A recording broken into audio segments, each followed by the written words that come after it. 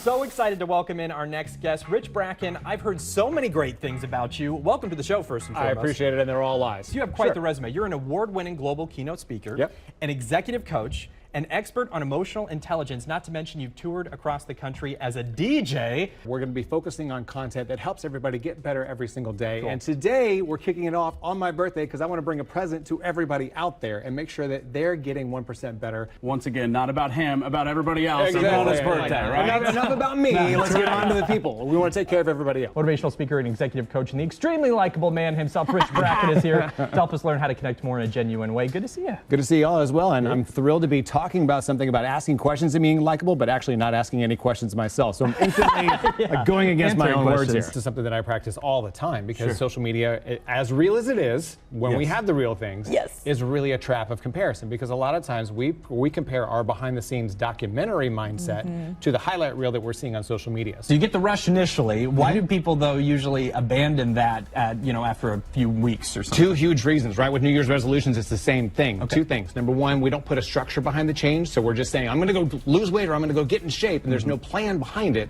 And then also we shoot too high. So we say, well, I'm going to go do this big thing, but we don't really have those micro goals that help us get to that point. So once we shoot high and we see that little bit of increase, that's great. But if something goes sideways, we all of a sudden feel like we failed because we had not hit that big goal. But go ahead and break down the difference between optimism and then, like we're saying, toxic positivity. Yeah, toxic positivity is something that we see on social media all the time. Like, there are no problems, everything is fine. Like, hashtag blessed. Like, it's a matter of... Optimism is such a powerful tool for motivation. Why is that? So when we're optimistic, we look at things as possibilities. We look at problems as overcomable.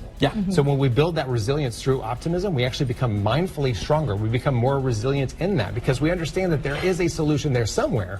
We just got to keep working until we find it. It's all about our mindset, our habits, and our opportunities. When we think that we have opportunity to succeed, we look for those opportunities. If we feel like we're not going to have that luck, or we don't feel like we're deserving of those opportunities, we're going to think in the negative. So we're not putting ourselves in the position. And if you think about two different people, one's got a positive mindset, one's got kind of an Eeyore, like, why me? I don't want it shouldn't be me.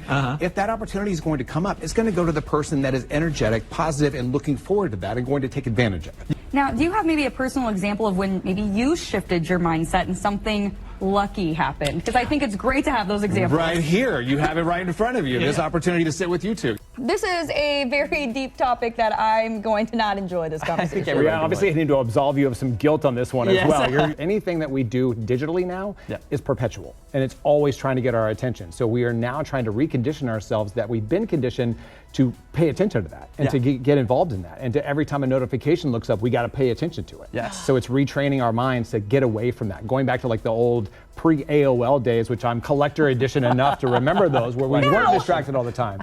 So getting back to that mentality. An email could pop up, or a text message, or a social media notification, and all of a sudden your full focus on things has been distracted and disrupted for the next 20 minutes. Wow. Yeah, no, that explains so much. I will this feels like a confessional of sorts, too. I know, I feel like I need to just come quick. It's also retraining your mind to accomplish things, because so many times you just admitted it too, like we're consistently chasing the next thing, or we're consistently getting 75% through something, and then we're off to something else, and we're not completing things. So pick one thing today that you can do in 2 or 3 minutes. Just build that little habit. It's like going back to the gym after you don't go for a long time. You're not going to go in and do a hardcore. Am I hitting all the sore points today? Right now we're bringing up the gym. Here I am to make you feel as guilty as possible about your lifestyle. When you think of financial auditing, it's looking at what's coming in and what's going out financially through a business or your own personal bank account as well. So the energy auditing or stress auditing is identifying those things in the day, whether it's emails or meetings or people or sounds or words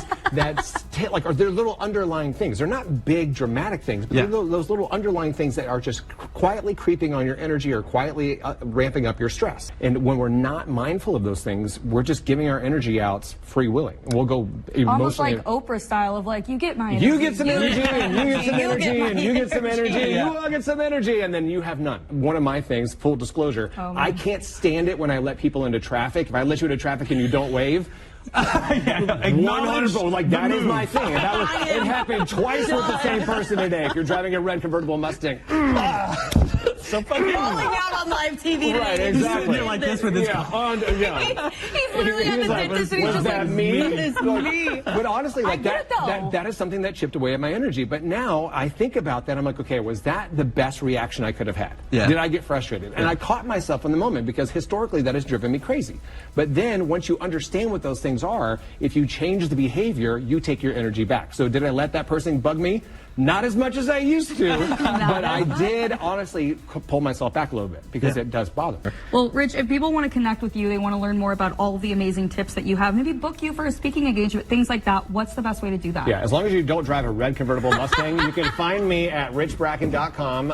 Anything that you need there from a positivity standpoint. Everybody in Kansas City that has a red convertible Mustang is feeling really guilty right now. Just be very I love you all. Whatever car Wait. you have, I don't care. If someone lets you win, just wait. richbracken.com. You can find me there.